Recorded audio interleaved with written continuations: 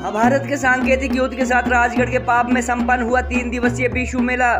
खुद को कौरव व पांडव का वंशज मानने वाले देवठी तथा खर्चधार के ठोडा दल ने एक दूसरे पर जमकर चलाए तीर। श्री कुल देवता की अनुमति से पहला तीर चलने के बाद शुरू होने वाले बिशु मेले का आखिरी तीर से होता है समापन। प्रजामंडल आंदोलन की भूमि कही जाने वाली पजोता घाटी के दूर दराज पाप गांव में आज भी बरकरार है बिशु मेले की सदियों पुरानी मौलिकता। सिरमौर के गिरिपार के अलावा साथ लगते उत्तराखंड के बाबर जौसार तथा अपर शिमला में सदियों से बैशाख व जेठ माह के दौरान होता है बिशु मेलों का आयोजन। सूथन कहलाने वाली विशेष पोशाक पहनकर सूर्यास्त से पहले तक चलता है जंग बाजे की ताल पर एक दूसरे की टांग पर तीर चलाने का खेल। सिरमौर जिला के उपमंडल राजगढ़ के अंतर्गत आने वाले दूर दराज के पाप गांव में महाभारत के सांकेतिक युद्ध के साथ 3 दिवसीय बिशु मेला संपन्न हुआ। परंपरा के अनुसार श्रीकुल देवता की अनुमति मिलने के बाद जुबड़ी अथवा जुब्बड़ कहलाने वाले मैदान में पहला तीर चलते ही शुरू होने वाला यह मेला आखिरी तीर चलने से संपन्न होता है। प्रजामंडल आंदोलन की वीर भूमि कहलाने वाले पझोता इलाके की टाली भुज्जड़ पंचायत के पाप में हुए इस बिशु मेले में जहां शिमला जिला के खर्चधार के पाषाण तथा पाशी खेमे के तीरंदाज पहुंचे, वहीं देवठी से साठड़ दल पहुंचा।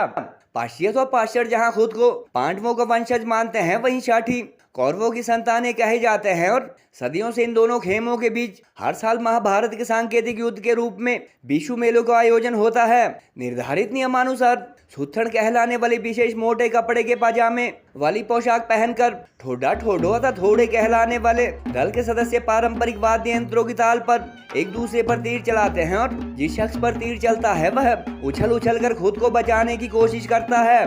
महाभारत काल के नियमों के मुताबिक हाका कहलाने वाला चैलेंज दिए जाने के बाद ही योद्धा एक दूसरे पर तीर चला सकते हैं और इस खेल में घुटनों के ऊपर तीर चलाने की अनुमति नहीं है।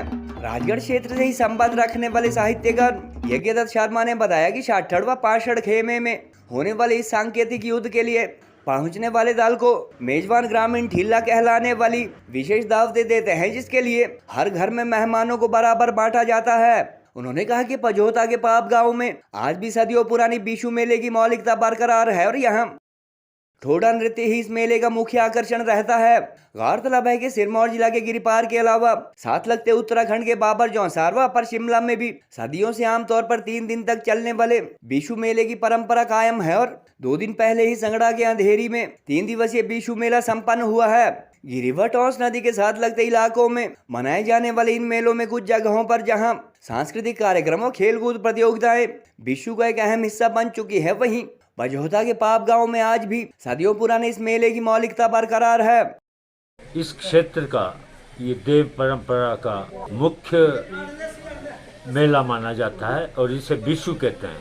तो ये इस क्षेत्र में जहाँ भी देवी देवता हैं उनके नाम से उनको प्रसन्न करने के से ठोडा का आयोजन किया जाता है। ये ठोडा साठड़ और पाषाण दलों में 2 तरह के साठड़ और पाषाण है, जिनको कि कौरव और पांडवों में से माना जाता है। उनका आपसी खेल होता है और ये तीर कमान का खेल जिसे ठोडा कहा जाता है, ये परंपरा से चला आया हुआ है। और अगर इसका आयोजन गांव के लोग ना करें तो जो देव होता, कुल देव होता, वो रुष्ट हो जाता है। और ये परंपरा अभी भी जारी है और यहाँ के जितने भी बिशु मेले लगते हैं जो बैशाख से आरंभ होते हैं और 15-15 दिन या महीने के बाद जगह जगह लगते हैं बारी बारी, उसमें इसका आयोजन करना अनिवार्य है। और महाभारत काल जो जिसका प्रतीक पांडव व कौरव है, उनके ही आगे वंशज मानते हैं अपने आप को और वो साठड़ और पाषाण होते हैं जो कि आपस में इसका ठोडा का खेल खेलते हैं और अपने देवता को यहाँ के लोग ठोडा खेल करके इसे प्रसन्न करते हैं। और ये अनिवार्य होता है बिशु में। और बिशु में जैसे आपके मल्लयुद्ध है या अन्य खेल नहीं माने जाते, केवल ठोडा ही माना जाता है। और ठोडे के लिए उनका आमंत्रण करते हैं, उनको लोग जो है अपने घरों में ठहराते हैं और उनको ठीला देते हैं, भोजन देते हैं सभी एकत्र होकर के और सबके घरों में बांट के करते हैं जितने भी दल लोग आते हैं। और उसके बाद दूसरे दिन जो है बिशु की जुबड़ी में जा कर के देवता के जयकार के साथ अपना खेल आरंभ करते हैं। लगभग 2 दिन या 3 दिन इसका आयोजन होता है और उसके बाद वो गाजे बाजे के साथ अपने घरों को लौटते हैं।